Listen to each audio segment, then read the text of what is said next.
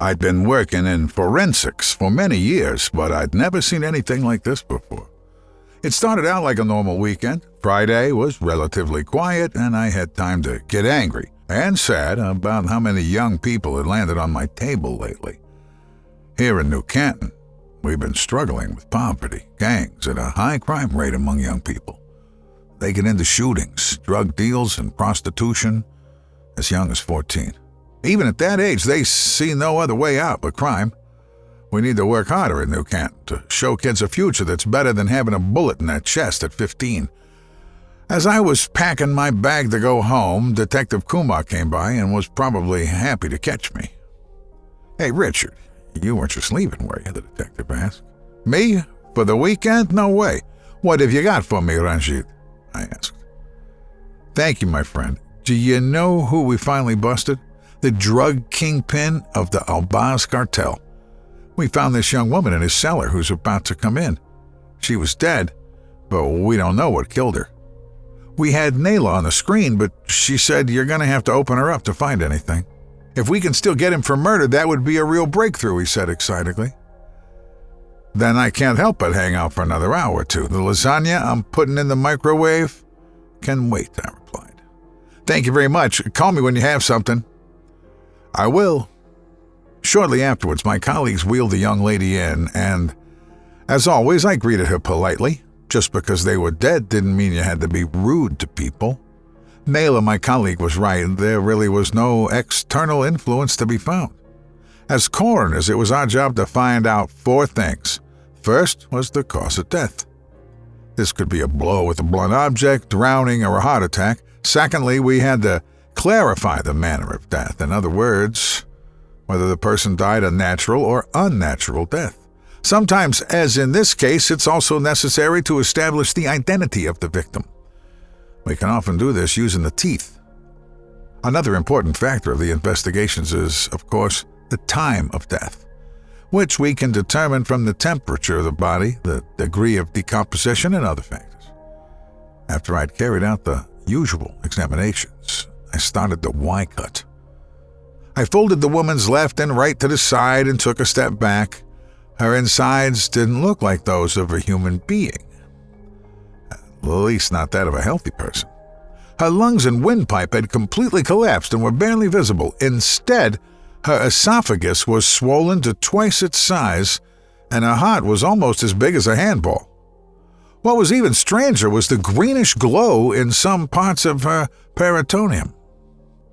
Whatever was going on with this woman, it was something sick. I had to take a look closer at the heart and probably send it to the lab.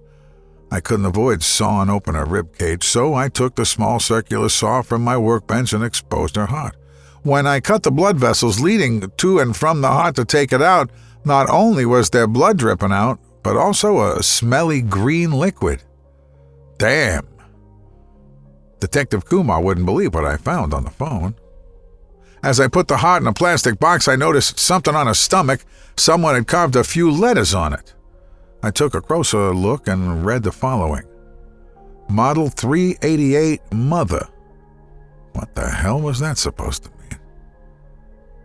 I put the heart over to the samples I was going to send in and sat down at my laptop to take notes. I thought about the 6 stories I'd heard from the north. Supposedly, there were a few cases of walking corpses and people suffering from terrible mutations. The government blamed it on the bath salts drug and conspiracy theories from the internet, but I could worry about the latter. Now, I would continue working to finally get home. I turned around again and couldn't believe my eyes. The young woman had a bloated lower abdomen. She almost looked like she was heavily pregnant. I couldn't help but think of the name carved on her belly, Mother. At first the sight frightened me, but then I came to my senses. There were several chemicals that could trigger such a process after death. Now it was up to me to find out which one it was, but I didn't get around to it at first. I had heard something. Was it a throbbing?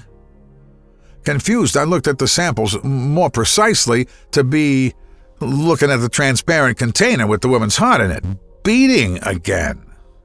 How could that be? Well, there were drugs that could cause a muscle to twitch even after death, and our heart was a kind of muscle after all, but somehow it didn't look like it. At first, it was just a throbbing. Then it started to move more violently. I'd never experienced anything like it in my whole career. The heart moved so violently that the container slid back and forth on the table. Then the organ tore open at one point, and dozens of little spiders crawled out of the heart along with the green liquid. Whatever was going on here, it was definitely beyond my expertise. Maybe there was a connection to the undead and the mutated humans after all. If so, we had to call the FBI immediately. Since I didn't want to decide that on my own, I called Rankin. "Hey, yeah, have you found anything?" he asked. "Oh man, you wouldn't believe what I found. It's sick and I can't describe it to you on the phone. Why don't you come back down and see for yourself?" "I will, hang on. There's something going on, I'll be right with you," Detective Kumar said and hung up. As soon as he was down here, I would feel better too. I wasn't hungry for lasagna anymore. My mind was finally blown when I saw the young woman's body suddenly standing in front of me. I couldn't see any life in her eyes. She looked as dead as before, but she was standing about 2 meters away from me. That was a fact. Two voices were now fighting with each other in my head. One told me that I could explain all of this with heavy drugs that were probably tried on her, and they were now innervating her nerves. The other voice told me that I could forget all that crap I'd learned in medical school because this wasn't medicine. This was something evil. All our fears were true. There were undead, vampires, and demons. The darkness had come, and now it was shattering my reality. But the medic in me was able to gain the upper hand. Through her open torso, I could see something rising from her stomach and being pushed into her gullet. Shots rang out above me in the police station, but I could only hear them distantly. The mother sprayed a disgusting green liquid into my face from her mouth, smelling of pus and stomach acid. I got a lot of it in my eyes and mouth. At first I felt the urge to throw up, but then it disappeared. My vision was blurred, and I was also thinking in a blur. Instead of wanting to throw up or call Kumar, I wanted one thing. I wanted to eat.